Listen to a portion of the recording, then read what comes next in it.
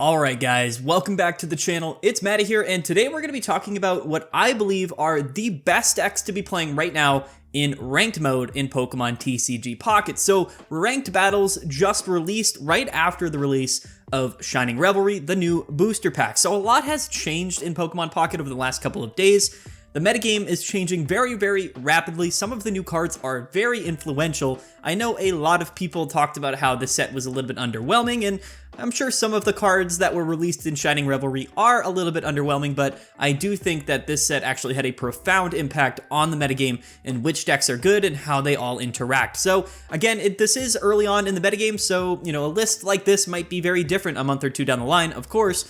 But for now, in this early metagame, and just after a couple of days, I think there are some clear favorites in terms of decks that are doing better than basically all of the other decks in the new format. So that's what we're going to take a look at today. I have 5 decks that are my personal 5 favorites right now for climbing ranked battles and basically getting the highest rank possible as quickly as possible in Pokemon TCG Pocket. So let's get right into it. The first deck that we're going to take a look at today is actually Weavile and Darkrai. So Weavile and Darkrai is an archetype that's been around for a while, and it doesn't really need any of the new cards, which is really interesting because, again, there are some really good cards that could be really interesting in this list. We do have Team Rocket Grunt, and we have Red, which can boost the damage, but overall, I think that Weavile and Darkrai does exactly what it needs to do, basically with all of the cards that we already have in place. Now, Weavile and Darkrai actually emerged as one of the most successful decks of last format, and I think it's going to continue to be a very, very impactful deck here. Super aggressive. This list here is playing 1 copy of Mars, 2 Cyrus, and 1 Sabrina. However, you can kind of change around a lot of these ancillary cards in the deck to kind of cater the matchups that you might be facing in online battles right now. For example, Team Rocket Grunt is a card that has a lot of value against Arceus and Dialga, particularly any Dialga deck, because if you do hit that Dialga with a Team Rocket Grunt, in the first couple of turns, that can stop them from Metallic Turboing, effectively just making them lose the game outright, which is really, really valuable. Something like Sabrina is something that I'm actually putting a little bit of stock into right now as well. I would like, if I was going to play this list, I would play 2 Sabrina, because there's a lot of Druddigon going on right now. Those Darkrai, Giratina, Druddigon decks, the one that we covered yesterday on the channel, is becoming very, very popular, and things like Manaphy as well with Gyarados decks. So I think early Sabrina, especially in a fast-paced archetype like this one, is actually very, very valuable. I think early Sabrinas can also just outright win you the game right now. So we can kind of, change decks like this a little bit, but for the most part, I think that Weavile and Darkrai is still one of the best archetypes in the game right now. And then this really kind of leads me to the talking point of, what makes a deck worth playing in ranked mode? So I kind of made this list based off of 2 factors. One, of course, being, does the deck win? What's the win rate for this deck?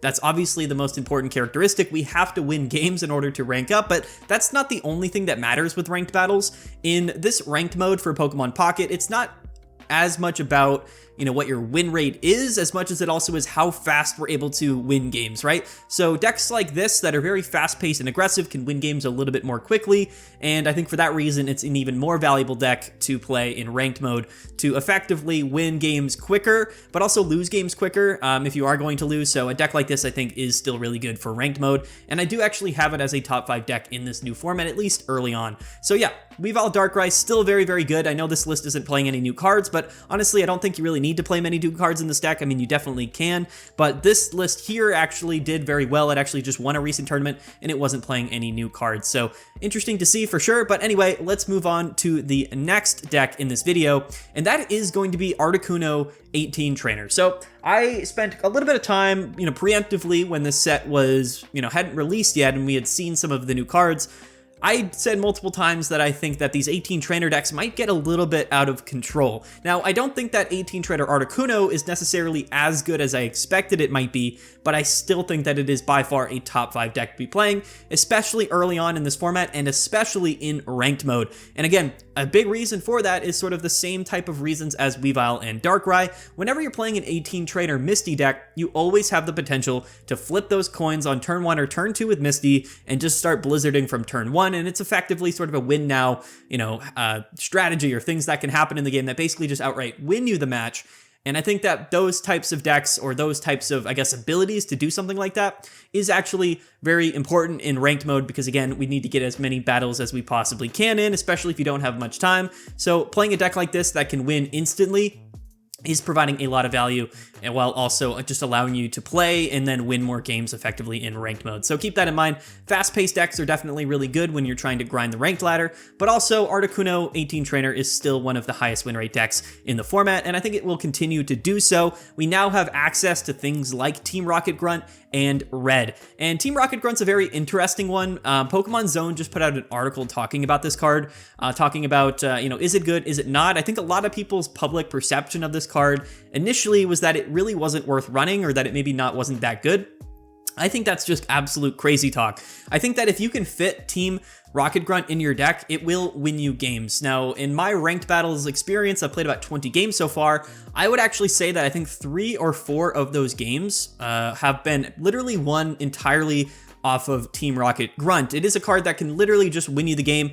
In the late game, maybe you're facing down an Arceus, right? And it's about to KO you, and then you just flip 3 heads with Team Rocket Grunt, or you're going against Dialga and Arceus, and you knock off a couple of energies from Dialga. It really can be the difference between you winning or losing. Now, some decks don't really have space to play, things like all these Reds and Team Rocket Grunts with your Cyruses, your Sabrinas, your Pokeballs, your tool cards, things like that. So, of course, there's more space in an 18 Trainer deck, but I actually think that there's probably enough space to play Team Rocket Grunt in most decks, honestly, in this format. Of course, some decks just don't have the space to play it, but if you do have the space to play Rocket Grunt, I think it is actually a very, very valuable card. I would say that it probably should be your 18th or 19th card in most decks. I think that it can certainly replace something like a 1 copy of Mars that we've seen in a variety of different decks of last format. I think that it definitely has the potential to just win you games. Even early in the game as well, it can be valuable, but also late game, it's sort of a card that's sort of a last-ditch effort that, again, can literally just win you the game just right then, which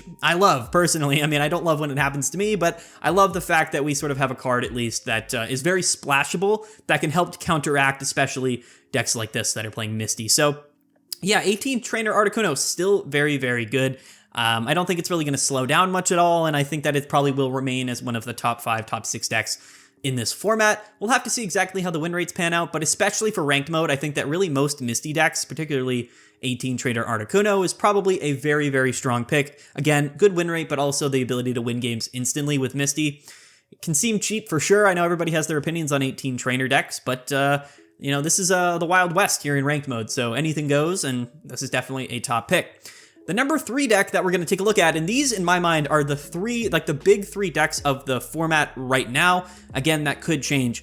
Number 3, we have Gallade EX, and predominantly Gallade EX with Hitmonlee. I think that Hitmonlee is a phenomenally positioned card in the format right now, again, for really 2 major reasons. Hitmonlee, of course, can do damage to the bench. It can avoid having to attack an active Druddigon, which we're seeing much more commonly in a variety of different Darkrai and Giratina decks. So being able to dodge that Druddigon and avoid that chip damage, while also maybe starting to deal a little bit of damage to a benched Arceus, or a benched Giratina, or a benched Darkrai, can be the difference in winning games. We also have Marshadow, of course, to allow us to kind of go with that perfect line of, starting with Hitmonlee, going into Marshadow, and then finishing off the game with Gallade. I think Gallade itself is a very well-positioned card in the format right now as well, going up against things like Arceus, where you can 1-hit KO it, even Gyarados as well. Just a very, very strong attacking Pokemon. It's one of the few Stage 2 Pokemon that I think are very, very good in the metagame right now. Lucario and Rampardos, I would say, definitely saw more play last format and maybe more success, but I think a big reason why Lucario and Rampardos did so well last format was because so many people were playing Arceus and Dialga, and I think that Rampardos is more of a direct counter to Arceus and Dialga, which I think is going to go down in play for sure. So I don't actually think Rampardos and Lucario is nearly as good as Gallade is right now in the format, mainly because we do a lot better against the Druddigon decks, but also Gyarados, which we're going to see in just a minute. I think that Gyarados is absolutely phenomenal. We also, again, have Red when you combine it with Marshadow. That's 120 damage plus whatever damage we're doing with Hitmonlee, and that is enough to take a KO on most Pokemon in the format. And again, still hitting for weakness as a fighting type Pokemon. on Arceus, which will probably still remain as a popular card in the format. And now we have access to Iono. This is a card that, again, a lot of people thought would be extremely good. I don't think it's as good, maybe, as some people think it is. However, I do think that Iono has very... it makes a lot of sense in particular decks. I think that really any deck that is playing, Pokemon communications or relying on Pokemon communications with, multiple evolution Pokemon, a deck like this that's playing, 8 or 9 or 9 or 10, I should say, Pokemon in your deck, and a lot of them are evolution Pokemon. I think that Iono can protect you from sort of a dead hand early on. And yeah, I think that Iono definitely is good in certain scenarios. I don't think it's a card that belongs in every deck, but I do think that it is definitely a good card, especially as a 1-of. So yeah, Gallade extremely well positioned. In fact, I think that I have Gallade right now as really a top 3 deck, at least in this early metagame. And again, a big reason for that is because its matchup spreads are really tailored to other decks that are, again, extremely popular and really strong in this format as well. So yeah, I think that Red and Iono actually go really well with Gallade. And then, of course, what's always been the case is that Hitmonlee and things like Greninja as well, anything that does bench damage pairs extremely well with Cyrus, which is its own win condition, gives the deck a lot of different flexibility. And I think as far as stage 2 decks go, this is definitely one of the most consistent decks. And I think that, Gallade in general has become a lot better with this new Ralts. Like, the more I think about it and the more I played this deck, being able to attach to Ralts and then just teleport out is extremely nice, and really it allows us to not have to play things like X-Speed or Leaf in the deck. Really just kind of gives this deck basically a guaranteed pivot if we're not leading off with Hitmonlee, and that's a big reason why we're playing one copy of Marshadow, is because it's really the one card we don't want to start with in the active spot. Again, we're only running one Marshadow and 4 other basic Pokemon in the deck, so it should be a pretty consistent lead off to either lead with Ralts or Hitmonlee, but if you do lead with Marshadow, it can feel a little bit tough for sure. But anyway, I really love Gallade. I think it's very well positioned, and I think it's going to be even better than it was in the previous format, and I do think that it's one of the most well-positioned decks in the format right now. Okay, so the 4th deck that we're going to take a look at, and in my mind, this might be actually the #1 deck of this format, or in general, the strongest deck of this format, is going to be Gyarados. And this is really the tried and true Gyarados that saw quite a bit of more play at the end of last format, and that is going to be with Oceanic Gift Manaphy and the Origin form Palkia. So Gyarados has a couple of things going for it. I think predominantly the #1 thing that Gyarados has going for it is that we have access to Red now. Basically, Gyarados is a stage 1 Pokemon that has 180 HP and can do 160 damage with Red, and that really is sort of the breakpoint, one of the more significant breakpoints and like magic numbers in the format right now. A lot of decks are still running Giant Cape, but even with Giant Cape, most Pokemon will go down to an attack that does 160 damage. So having that ability to go in and take a one-hit KO with Gyarados is really phenomenal. We're also playing 2 copies of Rocky Helmet to deal even more additional damage. We can basically attach that to Manaphy, or even Gyarados in itself, or Origin form Palkia to deal just that a little bit of additional damage to then set up for the KO with Gyarados if we don't draw into Red, of course. So the other thing with Gyarados as well is that I think the format right now is very much tailored towards decks that are kind of sitting on the back line and getting sort of set up. I think that things like Red give decks like that a little bit more reach, which gives them a little bit more consistency in the late game. So these decks that really do well in sort of the mid to late game,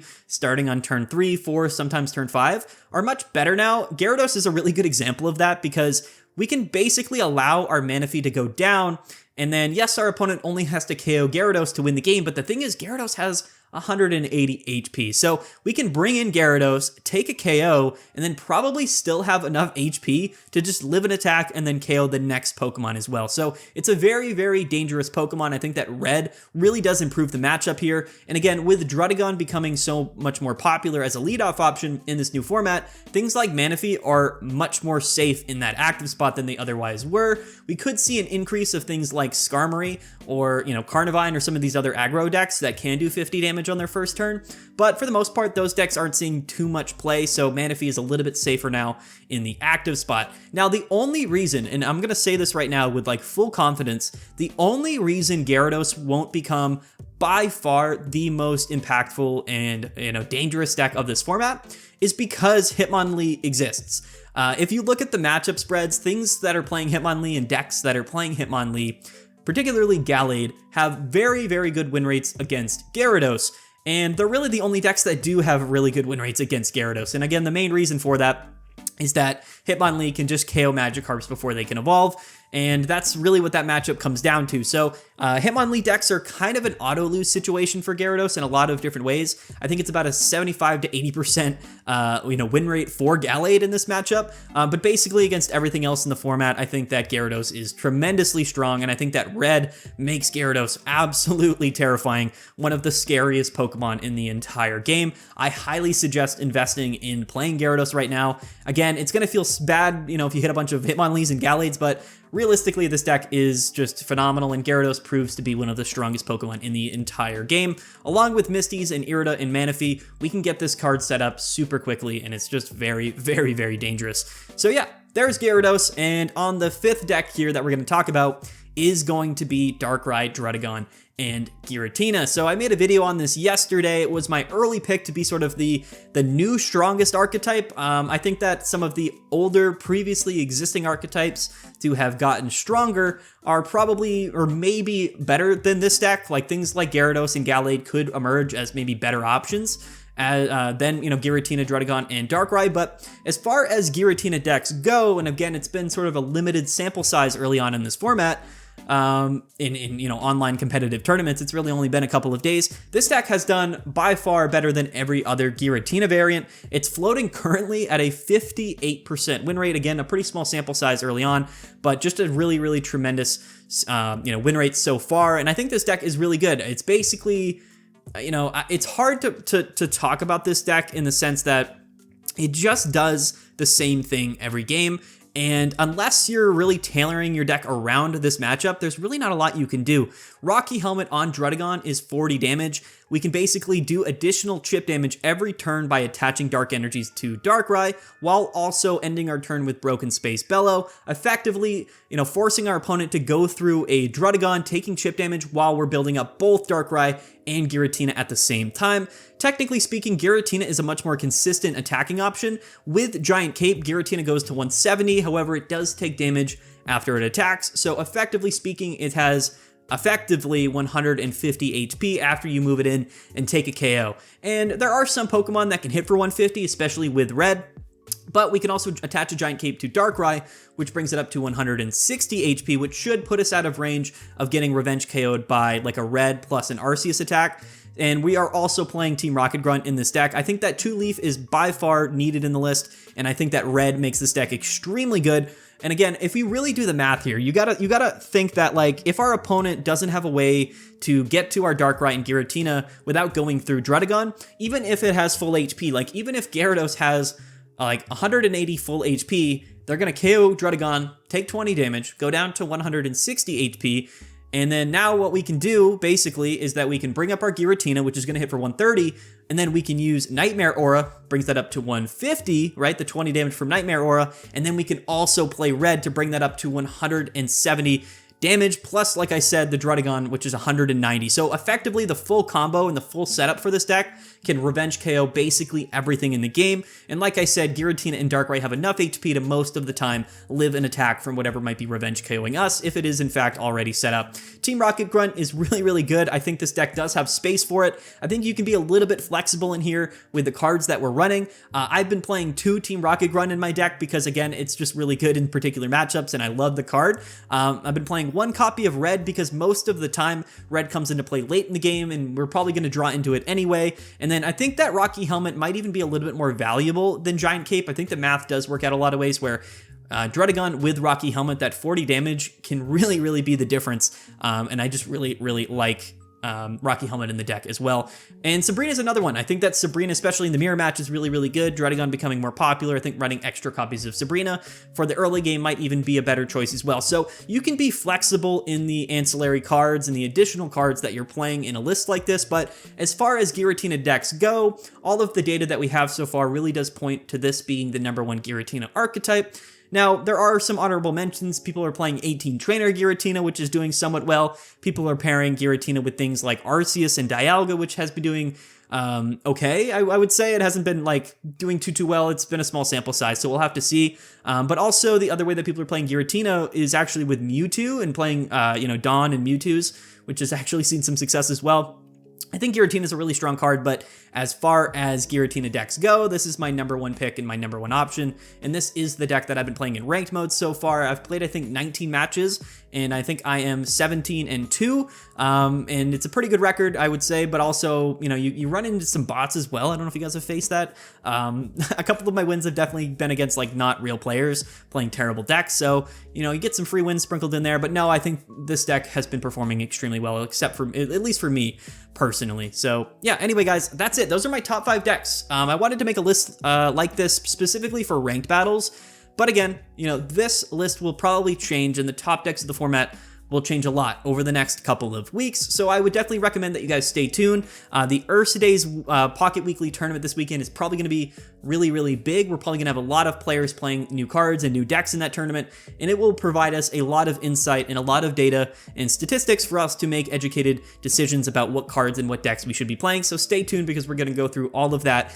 in the upcoming days. Our tier list will be coming on Tuesday, which again, I'm also really excited to, you know, dive into. But anyway, guys, don't forget to like the video and subscribe. Thank you so much for watching, and yeah, bye.